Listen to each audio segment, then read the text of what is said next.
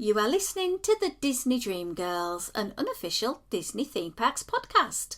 And this is show number 493 for Sunday, the 10th of March, 2024. Where dreams begin. Hello and welcome to this week's Disney Dream Girls. My name is Michelle Young, and together with my jolly good chum Jane Phipps, we are your guides to the place where dreams begin. Hello there, Jane. Hello there, Michelle. I would say, how are you on this nice sunny day? But my day's gone really great. I had a lovely day yesterday. It was sunshiny and everything. And today, typical British, I'm back to grey and fog. Yeah, I'm having a bit of a downer day today. The old tummy's not feeling so great, so I'm in the old PJs as I'm recording, and I'm going to be going back to my little sad old bed on the sofa, watching some trash on the telly. Well, as somebody who's been outside today, Michelle, I would say that's probably the best place to be. It does sound it, doesn't it, my love? Well, what a week to work in education. Let's start off the show talking about the ultimate school trip competition launched by Disney Cruise Line. Oh my word. What a fantastic opportunity this looked at first sight. Yeah, they started teasing it, didn't they? And I must admit, because I don't work in education anymore, and I never worked in primary education in the UK. But with your good self working in primary education, I did go, ooh, Michelle, there's something being teased here. This might be useful for you. It says, the Magical Cruise Company Limited, trading as Disney Cruise Line, is offering one UK primary school, which is ages 5 through 11 for our overseas listeners, the chance to win a tailored holiday for one class on a Disney Cruise Line ship, the Disney Dream, sailing from Southampton to La Rochelle for 4 nights, departing on the 12th of August, for the teacher nominated by the participating UK primary school, along with their entire class and parents. Yes, I was very intrigued when I was reading down the list of it. I thought, oh, so is it parents or a parent? But yeah, and you, as a teacher, you get to take people with you as well. I can nominate people. Yeah, it's amazing. So how do we enter such an amazing competition, Jane? Well, you firstly have to gain permission to enter the competition on behalf of said primary school. Obviously. You should then create and upload a maximum of a 60-second video showing why the nominated teacher and their class want to sail on the ultimate school trip with Disney Cruise Line. They need to fill in the official submission form and upload the 60-second video. Starting date 5th of March, 8 a.m. Closing date 31st of March. This is something that is like wow, wow, wow. But when you dig into the entry details, you've got to have fully qualified teacher status recognised by the UK government. It's got to be a reception to year 6 class. Yeah. You've got to have a minimum of 15, a maximum of 30 students. Okay. All of the children under the age of 18 must be accompanied by their parent or legal guardian and share that said accommodation. Okay, that's fine. Makes sense, yeah. 1 entry per class is permitted. Okay.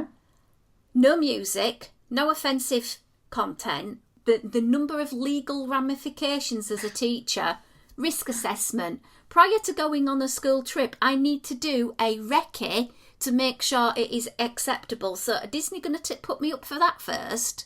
Well, you'd like to think they'd do it for you. Exactly. Then every single child who's going will need a passport because it's going out of the UK. Yes, going to France, yes. So that's a massive hindrance. And also, what teacher in their right mind is going to have 60-second video opportunity to be all creative and fight to win this prize? Yeah, because they're not actually giving you an awful lot of time, are they? It's between as we record in the end of the month.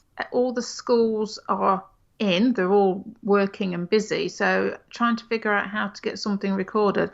So said teacher or whomever is going to have to find extra time within their already very busy schedule to get this sorted and to make it creative enough to actually stand out and have a chance of winning.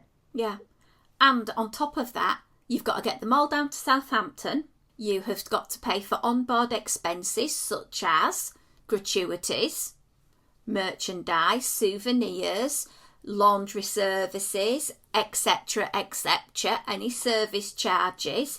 And there will be some set things set in place by Disney for the families to do. But I just imagine this is a very canny way by this company called the Magical Cruise Company, trading as the Disney Cruise Line, to get quite a lot of free publicity. Because if you remember last year, they did the UK's biggest Disney fan, and they had to do lots on social media.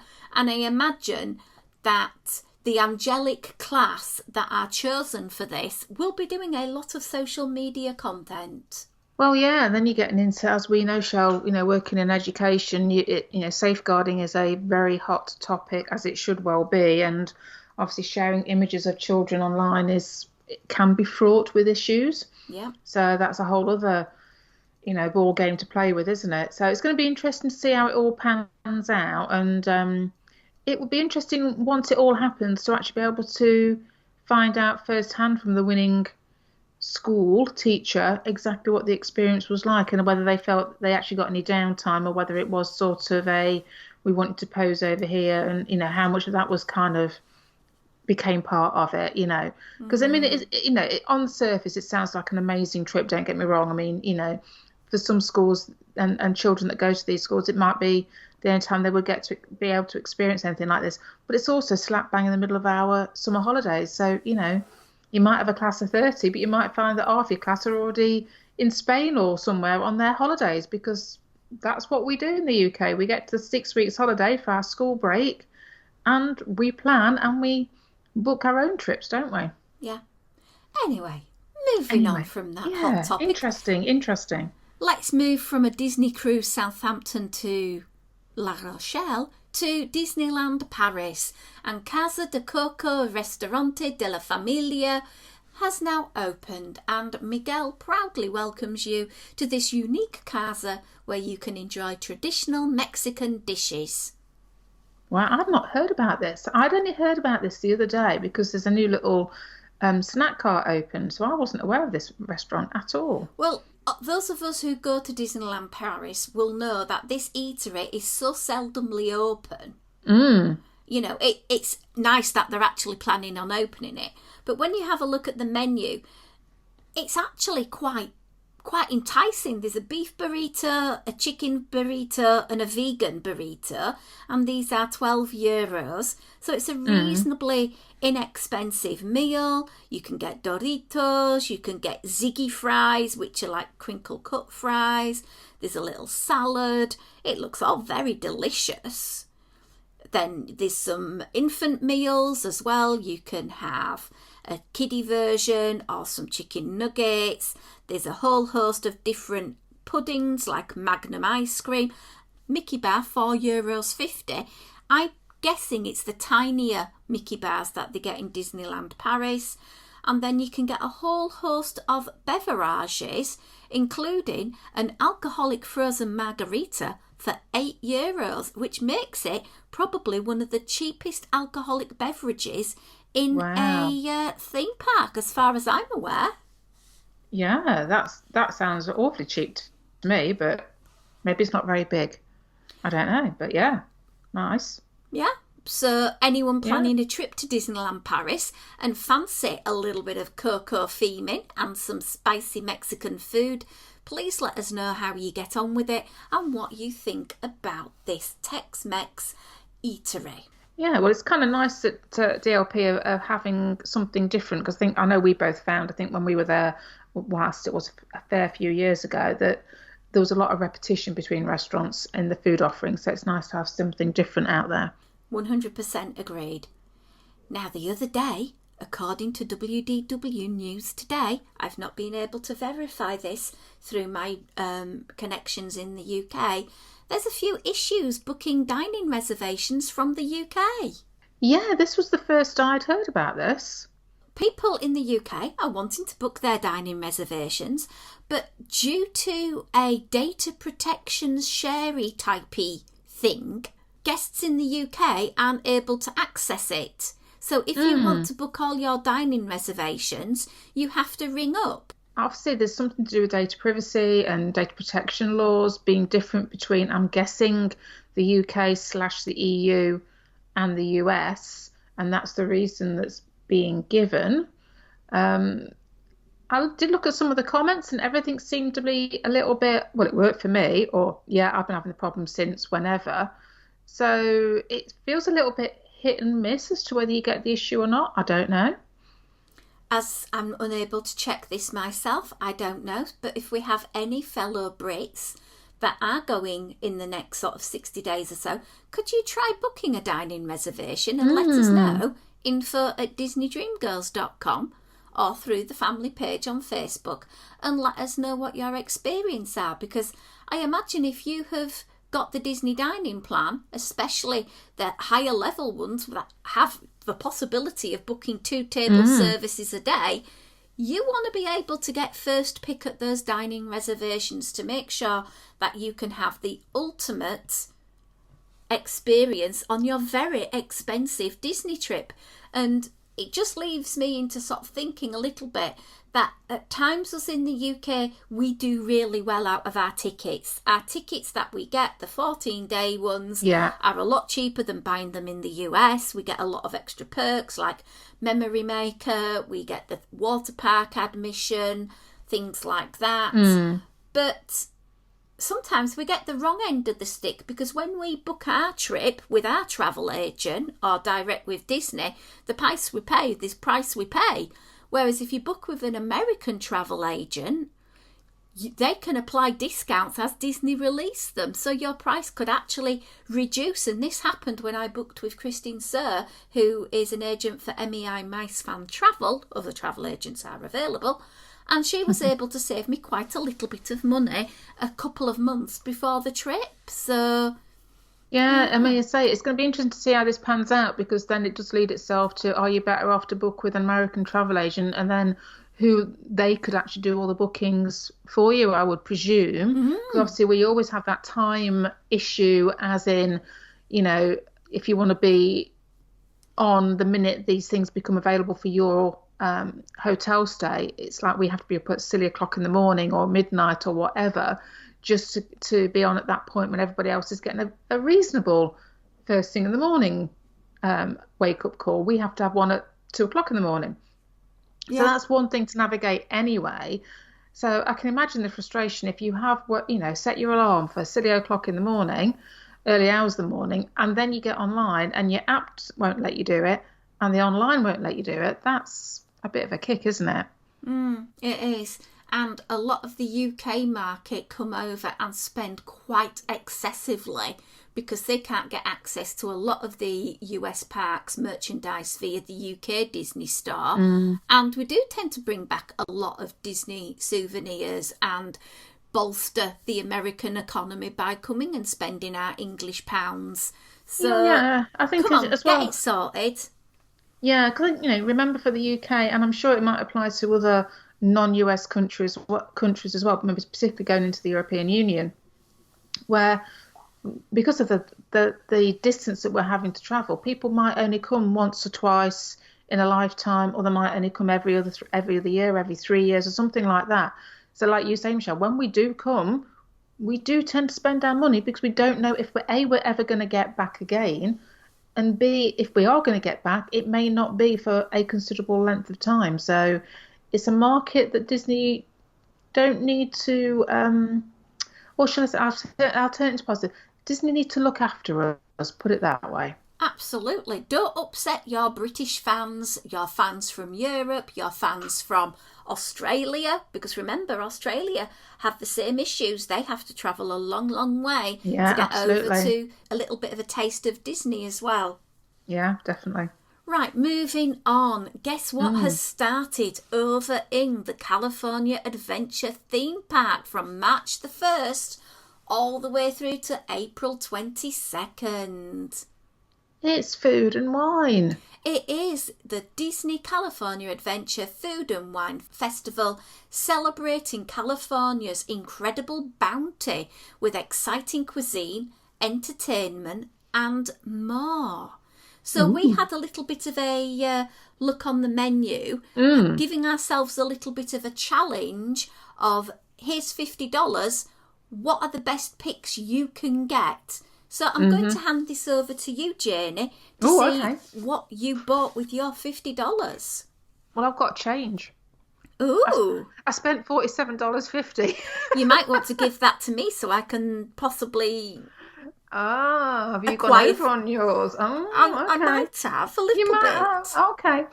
Well, I must admit, I kind of went down and I picked things that I genuinely liked the sound of. So I wasn't overly focused on the price tag as such. I just thought I wanted to pick things that appealed to me. So, and these are in no particular order other than the probably alphabetical as I was scrolling down the list. That's probably where my brain worked. So I'm going to start at Delish. And I'm going to go for the olive oil cake glazed with lemon curd, topped with vanilla bean chantilly, and finished with fresh candied lemons, strawberry crunch, and lemon lime gelée. Nice. $7. I must admit, I saw this, and I have seen a couple of people on the old YouTubes trying this. It reminds me, I used to make a lemon cake that had the base was sour cream, and it was a proper nice. This is going to be a very British experiment, like clarty sort of cake. And I thought, and it kind of reminded me a little bit of what that was. I thought, that's appealing to a memory I've got. I need to try that. So that's kind of why I went for this one. Okay, moving on up. Next, we're going to get some alcohol. Ooh. So this is my biggest splurge. This is my $17 on some alcohol. This is over at Garlic Kissed. This is the Guava Lychee Mule, so vodka, guava nectar, ginger and lychee syrups, and lemon juice topped with guava cider and garnished with a lemon wheel. I do like vodka-based drinks, and I do like lychee, and I just thought it sounded quite refreshing with a little bit of warmth kicking in from the ginger. Sounds good one, does that, Jay? Where next? Next, we're going to Peppers Caliente. Okay. Do you like that? Peppers Caliente. I love that name. Now, this is the shrimp papas locas.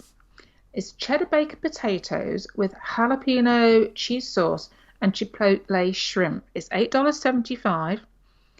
I saw a YouTube review of this, and the person eating it was blown away with it. And I think because the reaction that I saw was so like, his mind was blown. I thought, right, okay, that's got to go on my list.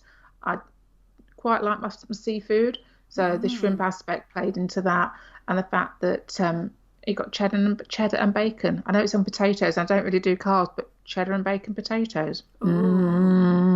Yeah, ticking lots of boxes there for me. Go on then. What's next? Next up, right? Okay, we've got this one and one more. So these are going because you have the food booths that are set up. You've also got special offerings at various other places around the park as well. So this is at the Cappuccino Cart. It's a chocolate espresso loaf. So chocolate espresso cake. I love chocolate. And I love my coffee. You can see why I'm going for this. Yeah. Filled with chocolate mousse and topped with a dark chocolate ganache. Love dark chocolate. And then chocolate and white chocolate curls. Ooh. And it's $7.50. So it's very heavy on the chocolate, but I say it's that lovely. I just love the combination of chocolate and coffee. The only thing that could make this any better would be if there was some raspberries with it. Oh, yes, please. A little bit of raspberry, like a raspberry julie sort of on the top, you know, like a little bit of something would be quite nice, but I'll take it anyway. Coffee and chocolate. Okay. And then my final one is over at Sonoma Terrace. There's a charcuterie flatbread. Now, flatbread wouldn't be my choice ordinarily, but I like the sound of what's on it, which is what drew me to it. So $7.25. It's a chef's selection of deli and cured meats, mozzarella, caramelized onions, and chopped pepperoncini served with pepperoncini dip, whatever pepperoncini is. But I'm assuming it's something to do with pepperoni. Yeah. Pepperoni. Like the tiny ones. But yeah, ticks a lot of buttons for me. Shame it's on flatbread, but I'll take one for the team. So yeah, all of Oh, that, 47.50. That's not bad going, is it? that's quite good, Jane. Well, I've gone down the comfort eating route. Okay. California Craft Brews, they have a s'mores caramel tart with a graham cracker tart shell filled with caramel chocolate ganache and toasted marshmallow. Can't beat s'mores. Then I'm going to Cluckadoodle-Doo. Always love that name every year when they bring it back. They have a barbecue beef brisket slider with smoked white cheddar and dill peppers on salt and pepper brioche, and that's $9. I must admit that one did catch my eye as well. Then I'm going to Delish, where you went and got your olive oil cake. I'm getting the carbonara garlic mac and cheese, and it's got some lovely applewood smoked peppered bacon on top, Oh, nice. and that's $9. Mm-hmm. Then I'm going to Garlic Kissed, and I'm going to be having the grilled top sirloin with roasted garlic, Gruyere smashed potatoes, and black garlic chimichurri. Those potatoes sound nice.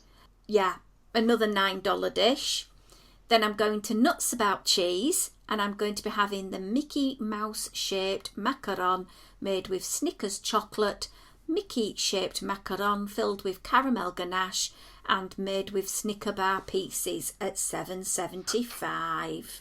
See, I knew you'd get a macaron in there somewhere. Somewhere. And because I was sort of like teetering just under the budget, I've gone to Uncork, California for a raspberry almond cake with raspberry mousse and fresh raspberries.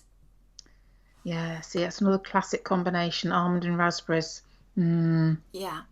Now, there are other things you can do apart from going round the festival and enjoying all the food, because just like food and wine you have over in Walt Disney World, there's some seminars that you could go and listen into.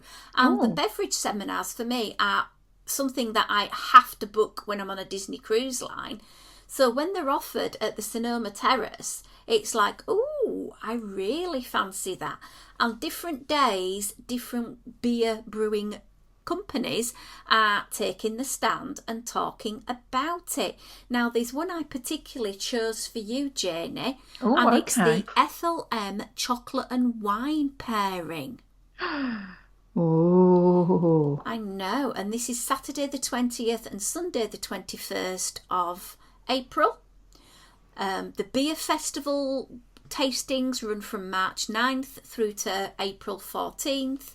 There's a mixology one, and that is running through March the 1st through to the 21st of April. There are wine ones from different wineries that you might have heard of, particularly for me, Lombardy wines, I do know of them. There's Baja wines, there's the Brown Estate, lots of them, and they're running through the festival as well. If you are interested in going, you have to go to the Disney website and book your experience in advance. it's great the fact that, with these food and wine festivals, as much as they could just concentrate on the booths and that would be it, the fact they put all these other bits on and the entertainment and what have you, it really makes it to be a nice rounded out festival, doesn't it? Completely agree. There's also a special winemaker experience that you can have at Cathay Circle. Oh, very nice. There's going to be 3 nights of an event highlighting different wines from different vintners in California and the Baja region of Mexico. Again, you've got to book in advance. So you could go and have the Baja wine experience on the 15th of March, $175 per person, plus tax and gratuity.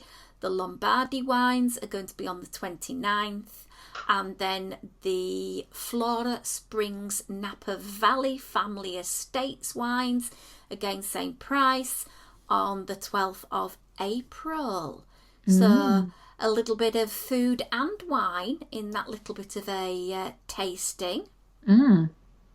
So that's really exciting to see that you've got all of these wonderful things coming to you in California. And if you are planning a trip, please, please, please let us know, because it sounds an absolutely fantastic festival, and I am sure people will go and enjoy some of the delectable food. Don't forget to share it with us. Oh, definitely. And if anybody tries anything that Shell and I have got our eyes on, please let us know. See, did we make some good choices? That's what I want to know. Well, I'd like to think that we do, because, we do our research. We try to, Michelle. Yeah, but it'd just be nice to get out there and actually taste it ourselves, wouldn't it? Well, I can't complain. I did do 2 days in Disneyland last August. Yes, that's very true. But I still do have a Disneyland park ticket. So I need to use it soon. It's just getting there. Getting there, that's a problem, yeah. Yeah, but never mind. So that's a little bit of a whole trip across. So we started in the UK, we went to Paris, went to California, and the last sort of thing really is over in Walt Disney World. You can see the Flower and Garden Festival is finishing its finery with all the food, the topiaries, the merchandise, the Orange Bird little lug bags sold out within hours, Kel Surprise. Don't they not realise people want to buy merch? Make more merch. Yeah, we'd like to think so. You'd like to think these things would be, if not everything launched at once, they'd be holding back some stock to hit certain dates and get them out again. But yeah, these things are going to sell. Just make more of them.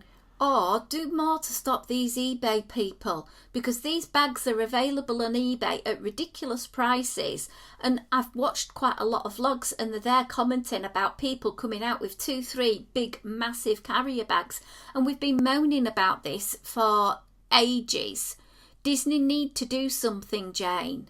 Yeah, I've seen exactly the same as you, Michelle. Even it's just in some of the more casual bloggers even commenting on the fact that, as they're walking into the parks, you've got people walking towards them. And it's very evident what they've been doing. And it's like, yeah, that ain't going home. It's going home, but it's going home to go on eBay, and it's just like, really, I mean, I know they put the limits in place, but people are working the system very evidently.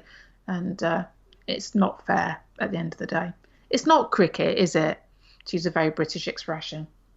Completely agree, 100%. Right, my lovelies, I am going to end off this little bit of a podcasteroonie here. Don't forget to check us out on Instagram at DisDreamGirls. Continue the chat, sharing your Disney life on Facebook for the Disney Dream Girls podcast family. You can email us, as always, info@disneydreamgirls.com. But until next week, it's a goodbye from me. And bye from me.